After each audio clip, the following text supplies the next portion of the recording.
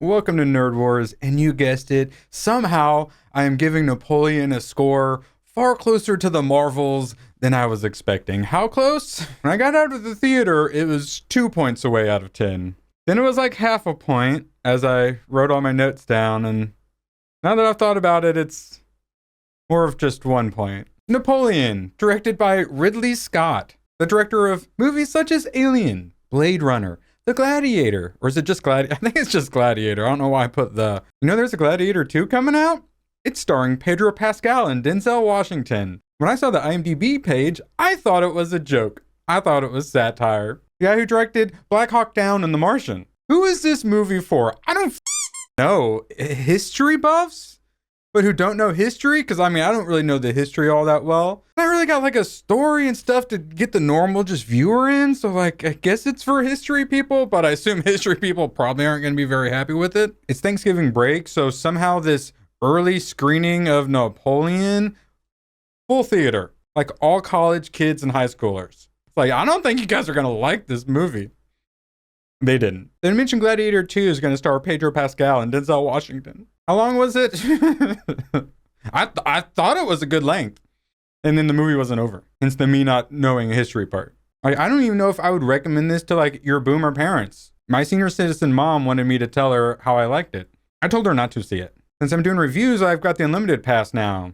Had I known the quality of it, and I wasn't going to do a review for it, even like for free, yeah, I don't think I would see this. Would I go see the Marvels to laugh at it? Yes. And that's when another half a point got knocked off of the score for this. Originally, I had this at a 5 out of 10 funny hats. Progressively funnier hats. And then I walked out of the theater and it started to kind of waver down to a 4.5. Should you see it? No.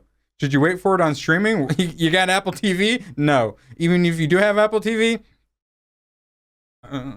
Acting?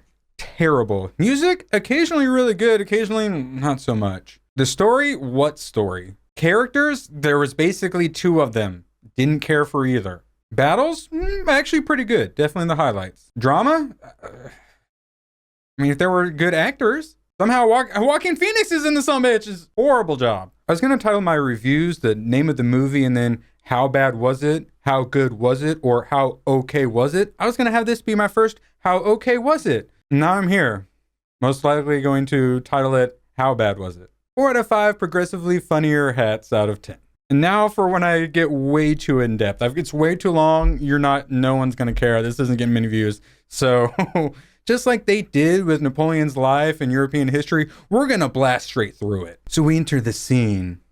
Starts with the French Revolution. Marie Antoinette gets beheaded. We get to wave her head around too. I'm like, okay, we're going to get some blood and gore. Okay.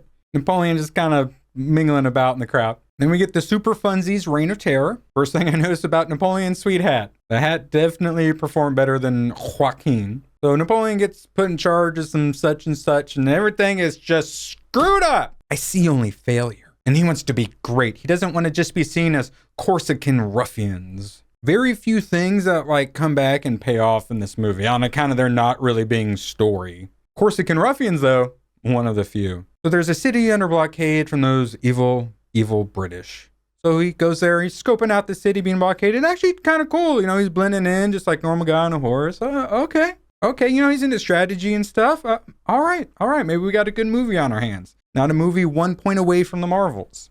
The nighttime battle's about to start. They're going to invade the city. And Napoleon seems super freaking nervous. Poorly acted nervousness, too. A lot of awkward in this movie. I'm pretty sensitive to cringe and awkwardness, and my cringeometer was picking up some spikes here and there. Everywhere. So Napoleon charges. All right. He's all nervous. He's going immediately. His horse gets hit in the chest with a cannonball. Quite graphic. Napoleon fights alongside everyone on the battlefield. Ooh. All right. I like to see that. Something else that eventually actually does come back. Probably the only 2 things that do. Maybe 3. And then they take over the rampart, set up the cannons, and fire at the blockade, and blow up a bunch of ships, and it's pretty sweet.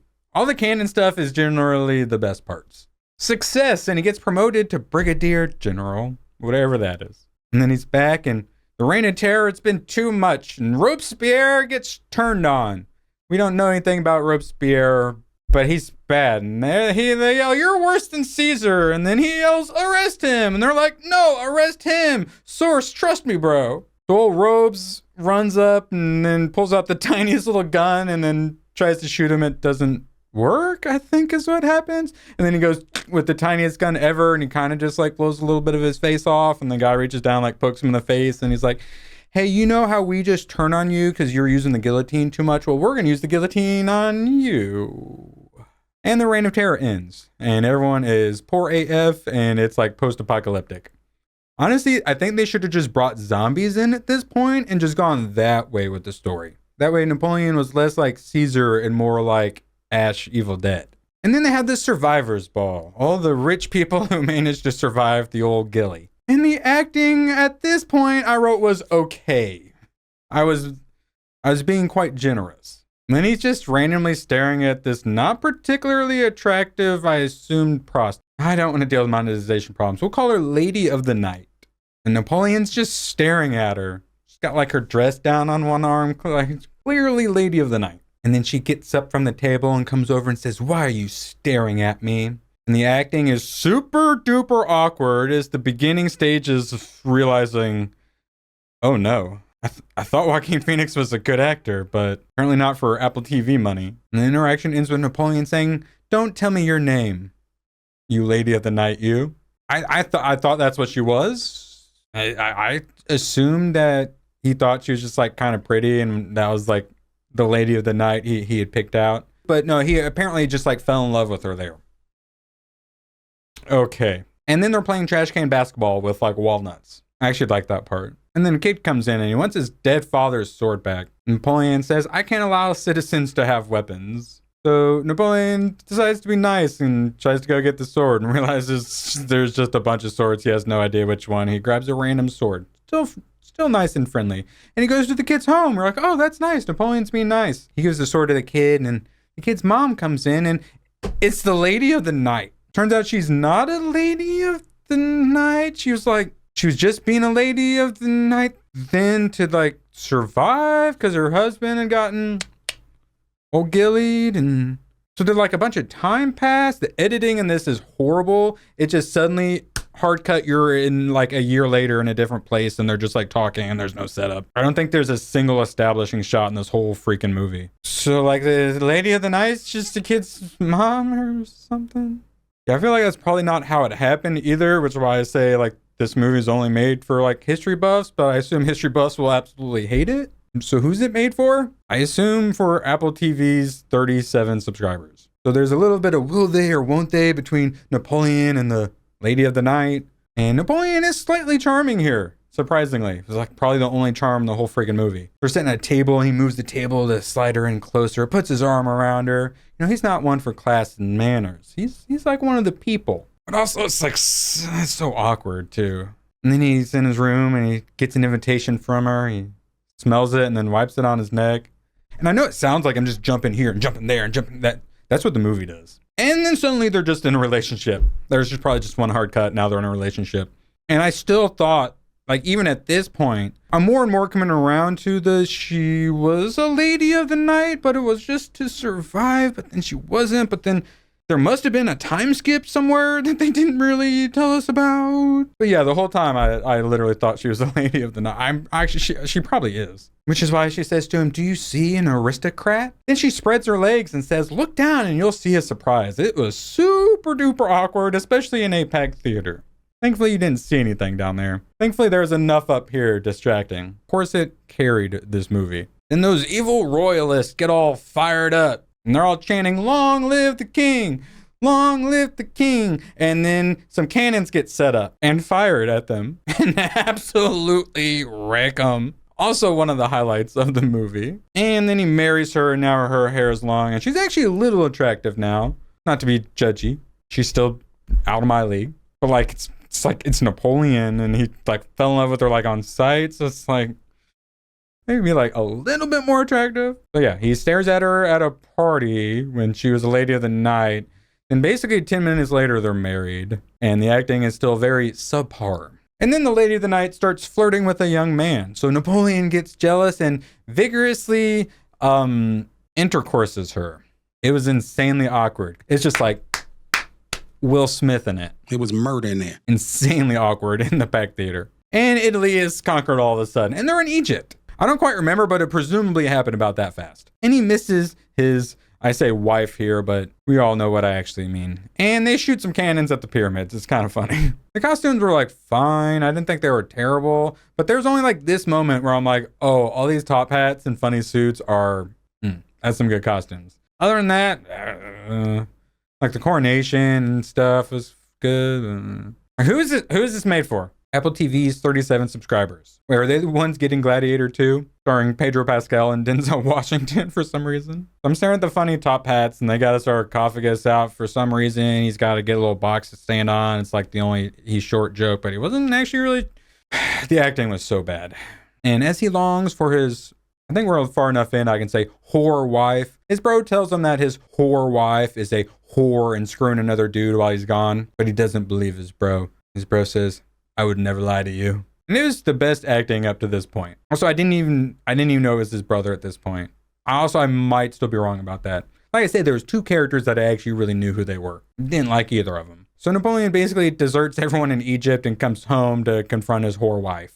So he must be all fired up. He about to kill her. He gonna kill her dead. And here I do realize that his outfits have gotten progressively cooler and his hat's progressively better as he ranks up. They don't really announce the rank ups a lot of the times. It's just like hard cut, he's got a funnier hat. All his letters got leaked that he wrote to his wife of the night. It's all over the news that she's been cheating. He's been made an absolute fool. She did. And here Joaquin finally does some good acting. So it starts with his poor wife pulling up to the state and seeing all her crap piled up in suitcases outside. And she runs in, yeah.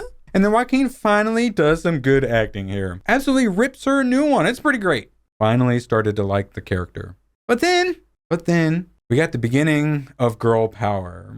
She calls him a selfish little pig. He says, I feel sorry for you. And then she says, you are nothing without me. The wife of the night. You're nothing without me. She's literally done like nothing at this point. You have no idea why he even likes her, let alone what she does for him. As we find out, she can't even give him an heir, the like one thing she's for. But he's nothing without her. We haven't seen anything to say this is true. So of course he just agrees with her. And then she makes him say it out loud that he's nothing without her. Despite just being a wife of the night who just lays around the house and pushes her personality's way up. Which I do support. I'm not complaining about. Best character in the whole movie. She asked him, did you have any affairs? Of course I did. Oh, okay. Then there's a bit of a grape joke. A few guys in the theaters laughed. The girl 2 seats down said, oh my God. Napoleon begs her, don't leave me.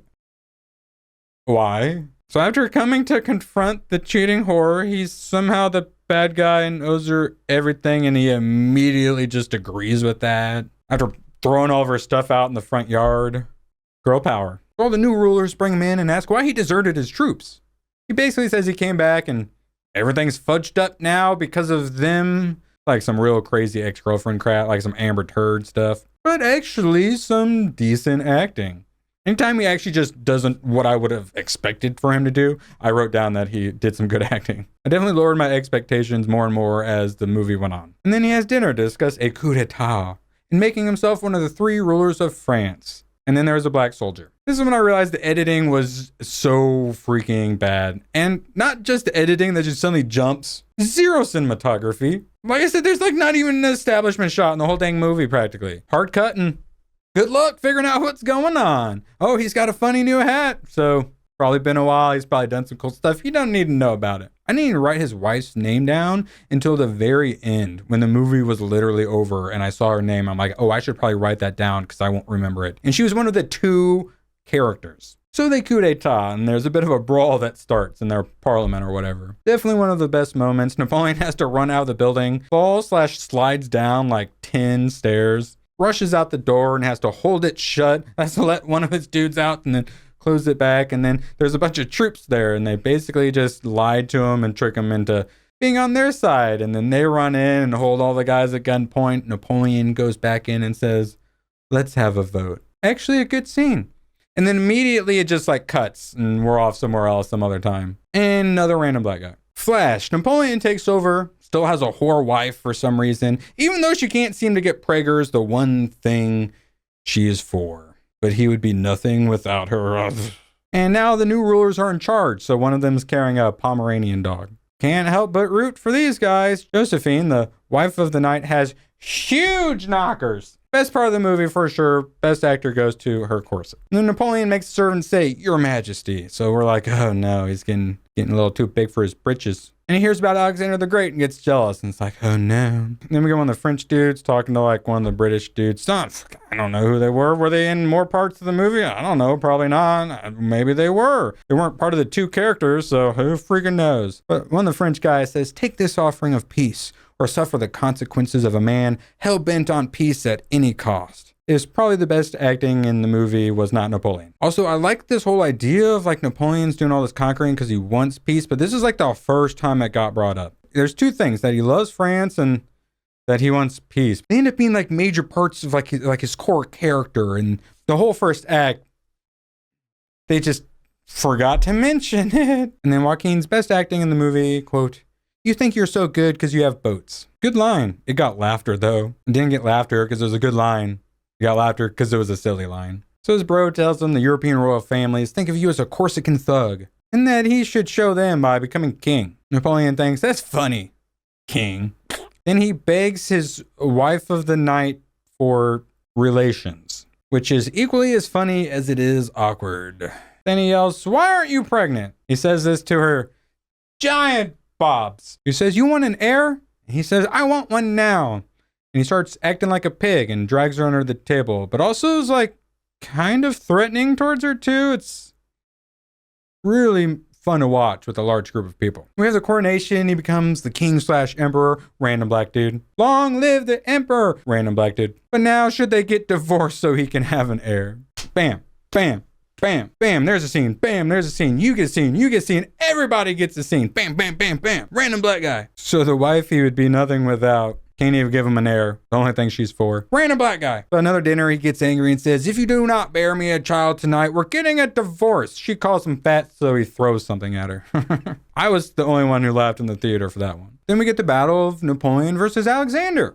Those darn riskies. And we finally have some fun. But immediately there's a terrible Napoleon voiceover. And the fight actually has some buildup. I'm actually excited for it. You actually get to see Napoleon be a strategist and a real general finally. Then cavalry charge. Actually a pretty good one too. And a smidge of cinematography they managed to slip in there on accident. And then he whips out the cannons. They start shooting down on the frozen lake. It breaks the ice. Everyone's exploding. They're falling down into the water. You actually get a little bit of cinematography under the water. Some actual cool shots from the guy who directed Aliens and Blade Runner. And that's when Napoleon says, "Cut off their retreat," except that great line he delivers like Brie Larson Planko would. "Cut off their retreat, guys, if you want. I'm not a general." A good fight scene. Then we have a montage of a ball dancing and then playing with the dog and then bathing for some reason. Then Napoleon has to screw an 18-year-old to see if he's the sterile one or not. It's a bit awkward, but thankfully cuts very quickly.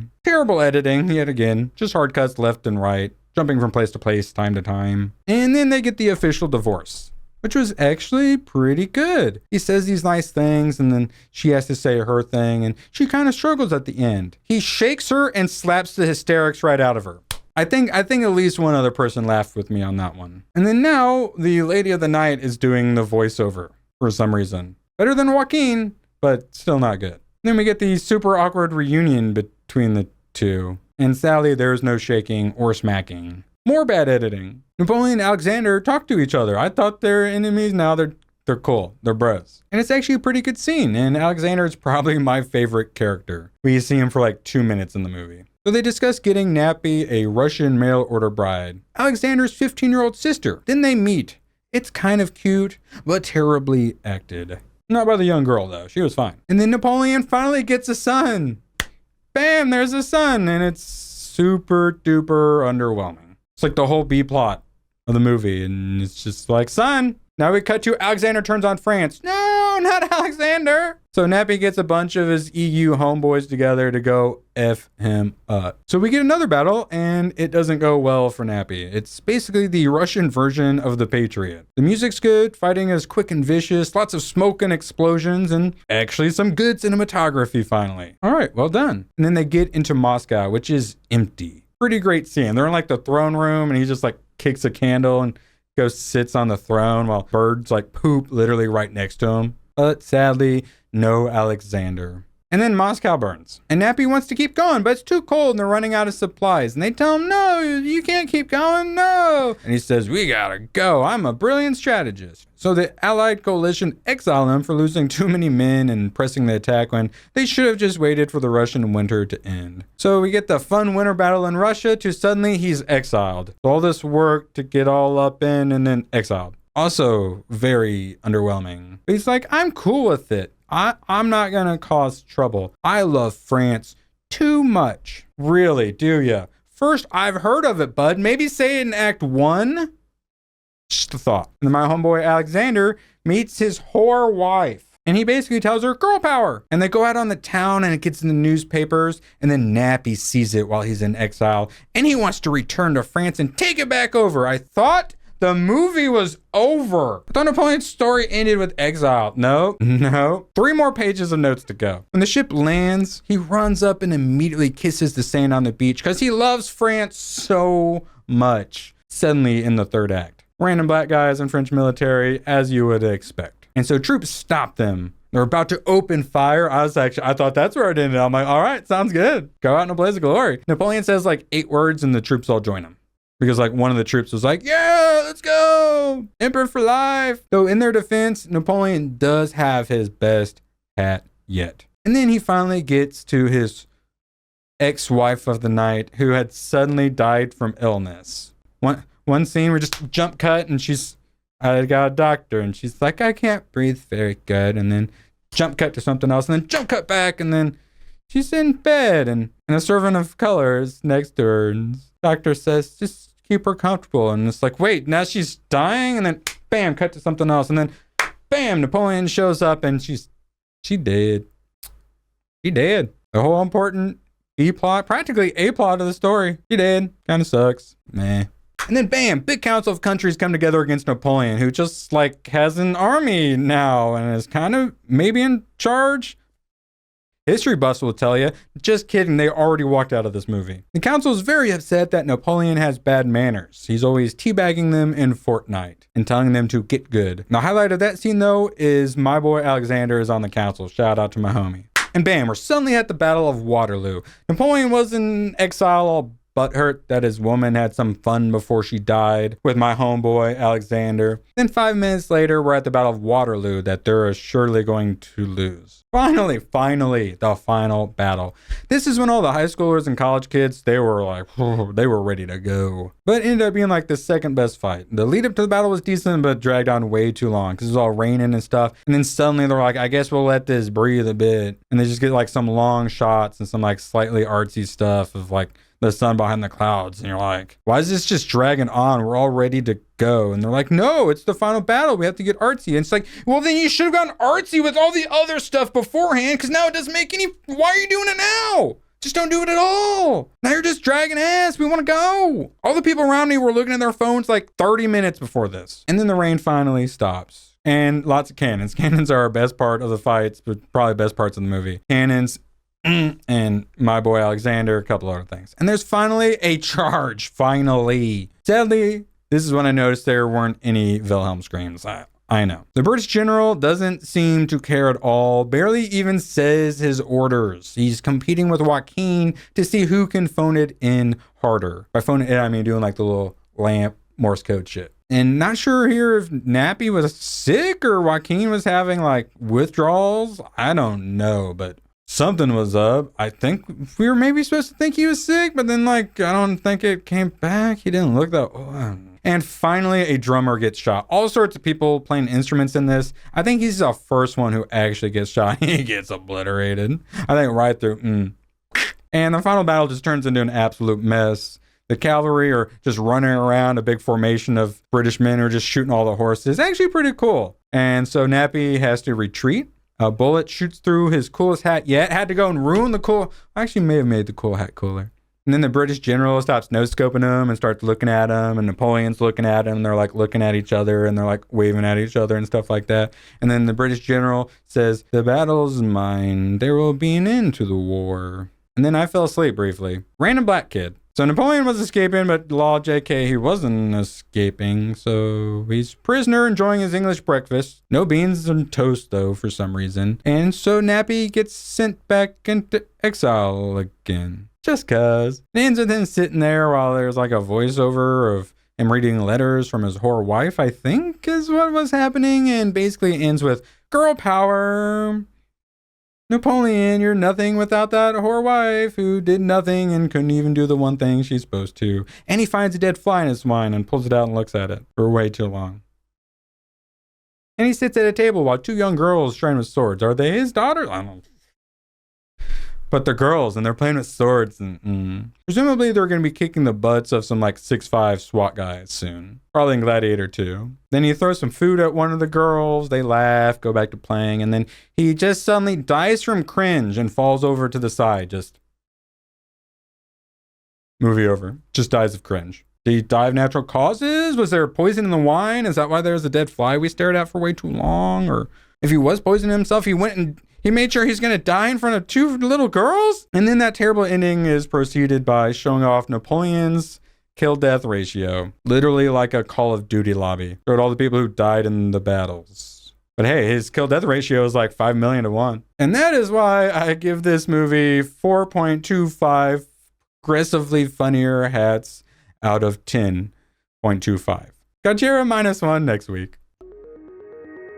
Get access to exclusive videos and become a producer at my Subscribe Star. Links in the description.